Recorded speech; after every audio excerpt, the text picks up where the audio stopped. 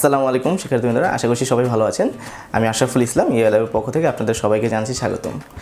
আজকে আমরা যে বিষয়টি নিয়ে আলোচনা করব তা হচ্ছে স্ক্রোলবার। একটা ওয়েব পেজের যদি অনেক বেশি কন্টেন্ট থাকে তখন এটা নিচে দিকে স্ক্রোল করার জন্য আমাদের ডান পাশে যে স্ক্রোলবারটি থাকে এটাকে আমরা আজকে কাস্টমাইজেশন করে দেখব। তো চলুন দেখে আসা যাক কীভাবে আমরা এই স্ক্রোলবারটি কাস্টমাইজেশন করতে পারি। তো সর্বপ্রথম আমরা আমাদের প্রজেক্ট অনুসারে একটা ফোল্ডার তৈরি করে ফেলি। আমাদের প্রজেক্টের নাম দিলাম, আমরা ফোল্ডারের নাম দিলাম হয়তো বা স্ক্রোলবার, ঠিক আছে। এখন এইখানে আমরা একটা ইন্ডেক্স ফাইল ক্রিয়েট করি, হ্যাঁ, index.html।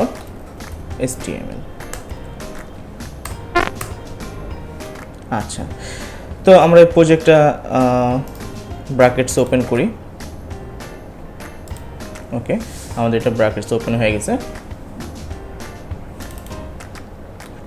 আচ্ছা, এটা আমরা ব্রাউজারে ওপেন করে ফেলি।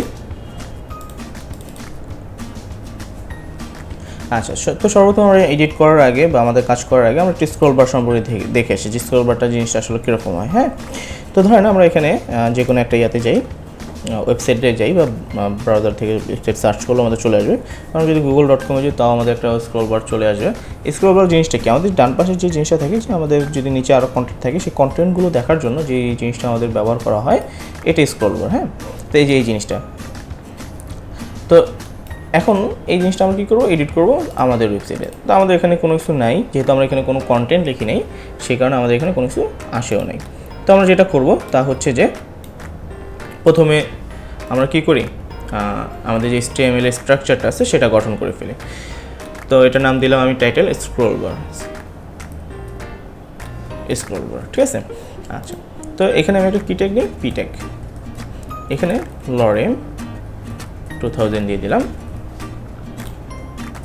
আচ্ছা, চলে আসছে এবং আমাদের একটা স্ক্রোলবারও চলে আসছে। আমরা এখন একটু স্টাইল করি পি ট্যাগকে, হেডের ভিতরেই আমরা স্টাইল করি। এখানে কীভাবে স্টাইল করব, একটা স্টাইল ট্যাগ নিব,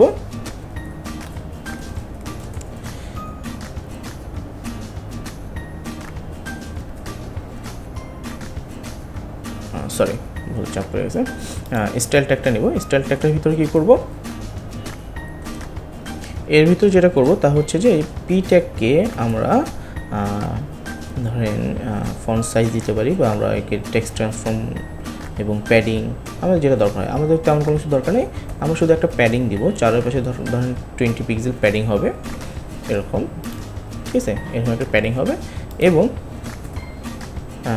টেক্সট অ্যালাইন এটা হবে জাস্টিফাই। হ্যাঁ, এতটুকু আমাদের আপাতত করলেই এনাফ, কারণ আমরা পি ট্যাগ নিয়ে কোনো কাজ করতেছি না, আমরা কাজ করতেছি কাকে নিয়ে, স্ক্রোলবারকে নিয়ে, ঠিক আছে।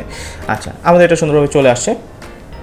এখন এটাকে আমরা কীভাবে এডিট করতে পারি স্ক্রোলবারটাকে, আমরা স্টাইলটার ভিতরেই কী নিব, একটা এলিমেন্ট নিব যার নাম হচ্ছে স্ক্রোলবার। হ্যাঁ, তবে এটা অবশ্যই ওয়েবকিট দিয়ে নিতে হবে, কারণ এটা অনেক ব্রাউজার সাপোর্ট নাও করতে পারে। হ্যাঁ, তো ওয়েবকিট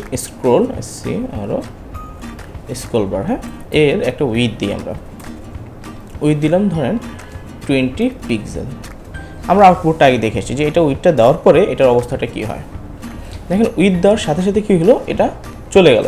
আসলে চলে যায়নি, এটা এখানেই রয়ে গেছে। দেখেন আমি এখানে যদি মাউস রেখে উপর নিচে করতেছি, আমি এখানে কিন্তু ক্লিক করে উপর নিচে করতেছি, এটা হচ্ছে, হ্যাঁ, তার মানে এটা জায়গায় আছে, কিন্তু এটার কালারটা চেঞ্জ হয়ে গেছে। হ্যাঁ, কালারটা কী হয়েছে, হোয়াইট হয়ে গেছে, যার কারণে আমরা বুঝতে পারতেছি না। তো আমরা চাইলে প্রত্যেকটাকে ইন্ডিভিজুয়ালি আলাদা আলাদাভাবে আমরা কী করতে পারি, এডিট করতে পারি। তো কীভাবে, আমি এটা উইথটা একটু উঠিয়ে দিই, স্ক্রোলবারটা অফ করে রাখি। আচ্ছা, চলে আসে। দেখেন এই যে ভিতরে এই স্ক্রোলবারটা, এটাকে বলা হয় থাম্ব। হ্যাঁ, স্ক্রোলবার থাম্ব। এবং ভিতরে যার ভিতরে নড়াচড়া করতেছে একে বলা হয় কি, ট্র্যাক, স্ক্রোলবার ট্র্যাক, ঠিক আছে। এবং প্রত্যেকটাকে আমরা আলাদাভাবে ইন্ডিভিজুয়ালি কী করব, এডিট করব বা ডিজাইন করব। তো আমরা আমাদের আগের জিনিসগুলো নিয়ে আসি, এটা চলে আসলো। এখন আমরা ট্র্যাকটাকে কী করব, একটু এডিট করি। তো ট্র্যাকটাকে এডিট করতে হলে আমাদের ডাবল ক্লোন নিতে হবে, -ওয়েবকিট,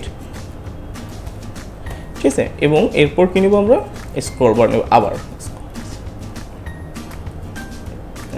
$L স্ক্রোলবার। হ্যাঁ, এবং এখানে হাইফেন দিয়ে লিখবো যে ট্র্যাক, ঠিক আছে, ক্লিয়ার। এবং এর ভিতরে আমরা কী নেব, কালার, যে কোনো ধরনের কালার আমরা দিতে পারি। তো আমরা এখানে ধরেন একটা বক্স শ্যাডো দেবো, কালার দেবো না, আমরা দেবো কি, বক্স শ্যাডো। বক্সের ওটা ইনসেট হবে, ভিতরের দিকে থাকবে এবং 00 এটার ইয়াটা হবে, ঘনত্বটা হবে 5 পিক্সেল, ঠিক আছে, এবং কালারটা হবে গ্রে। দেখে আসি কীরকম আসে আউটপুটটা। আচ্ছা, এই যে এটা হচ্ছে কি এখন বর্তমানে আমাদের আউটপুট, যেহেতু আমরা এখনও থাম্বের কোনো রকম কালার বা কোনো কিছু দিইনি, তাই থাম্বের কালারটাও এখনও হোয়াইট হয়ে আছে। তো একই রকমভাবে আমরা চাইলে কী করতে পারি, আবার ডাবল ক্লোন দিয়ে এখানে লিখবো ওয়েবকিট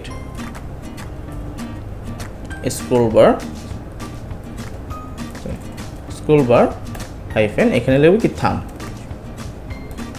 হ্যাঁ, এবং এইটার একটা কী দিব, ব্যাকগ্রাউন্ড কালার দেবো। ব্যাকগ্রাউন্ড কালার ধরে আমরা দিলাম রেড, ঠিক আছে। তো দেখি আউটপুটটা রেড হয় কি না। আচ্ছা, দেখেন রেড হয়ে গেছে। হ্যাঁ, এটাকে চাইলে আমরা আরও সুন্দর করে একটু ডিজাইন করতে পারি। এটা হচ্ছে ধরেন এইটার একটা বর্ডার রেডিয়াস হবে। হ্যাঁ, বর্ডার রেডিয়াসটা কত হবে, 20 পিক্সেল। যদি এখানে এসে আমি আবার রিলোড দিই, দেখেন এটা 20 পিক্সেল বর্ডার রেডিয়াস হয়ে গেছে উপর নিচে, এখানেও বর্ডার রেডিয়াস, এখানেও বর্ডার রেডিয়াস, ঠিক আছে। কিন্তু এটা সমস্যা হচ্ছে যে দেখেন আমার এই যে উপরে যেই এটা আছে, এখানে দেখেন একটু কোনা দেখা যাচ্ছে, দুইটা কোনা দেখা যাচ্ছে, ঠিক আছে, কিন্তু জিনিসটা দেখতে খারাপ দেখা যাচ্ছে। তো আমরা চাইলে কী করতে পারি, আমাদের ট্র্যাকটারও একটা বর্ডার রেডিয়াস দিতে পারি, যাতে এটা আমার থামের সাথে মিলে যায়। তো এখানে যে বর্ডার রেডিয়াসটা দিয়েছিলাম, ঠিক এটাই কপি করে নিয়ে এসে এখানে পেস্ট করে দিই। এখন দেখেন আর কোনো কিছু নেই, এটার সাথে সাথে বর্ডার রেডিয়াস হয়ে গেছে, ঠিক আছে।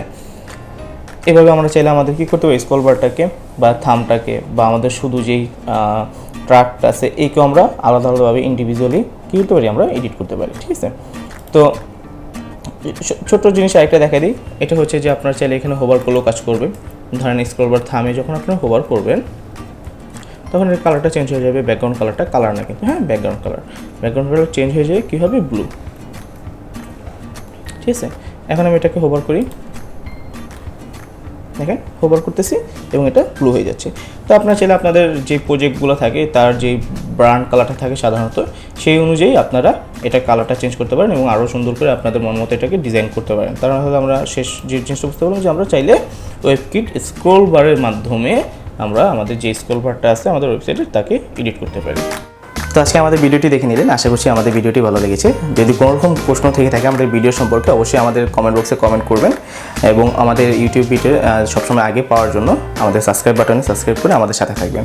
আজকে এই পর্যন্তই, আশা করছি সামনে আরও সুন্দর ভিডিও নিয়ে আপনাদের সাথে হাজির হব। আসসালামু আলাইকুম।